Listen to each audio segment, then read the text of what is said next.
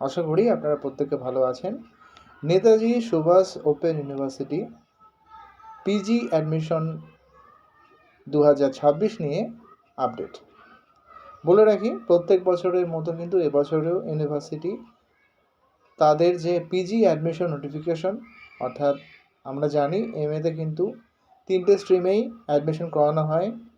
একটি হলো arts, science এবং আপনাদের কমার্স, এবং সেটা কিন্তু আগামী মাসের প্রথম থেকে দ্বিতীয় সপ্তাহের মধ্যে কিন্তু আপনার নোটিফিকেশন পেয়ে যাবেন। পিজি যে অ্যাডমিশন সেটা কিন্তু আগামী মাসের মধ্যে কিন্তু নোটিফিকেশন পেয়ে যাবেন। আর্টসের ক্ষেত্রে কিন্তু সরাসরি অ্যাডমিশন নেওয়া হয় এবং সায়েন্সের ক্ষেত্রে সেখানে কিন্তু মেরিট লিস্ট হয়।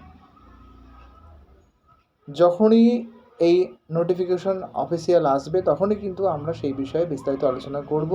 একটা গুরুত্বপূর্ণ কথা বলা অবশ্যই দরকার এবং সেটা অ্যাডভান্টেজ, সেটা হলো কোনো রকম কিন্তু মাইগ্রেশন সার্টিফিকেট আমাদের এই ইউনিভার্সিটিতে প্রয়োজন হয় না।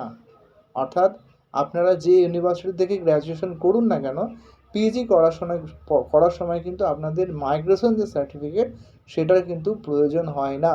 অর্থাৎ মার্কশিট হলেই কিন্তু আপনারা অ্যাডমিশন নিতে পারবেন। ছোট্ট একটি ভিডিও, যদি হেল্পফুল মনে হয় লাইক করতে ভুলবেন না। ভালো থাকুন, সুস্থ থাকুন, ধন্যবাদ।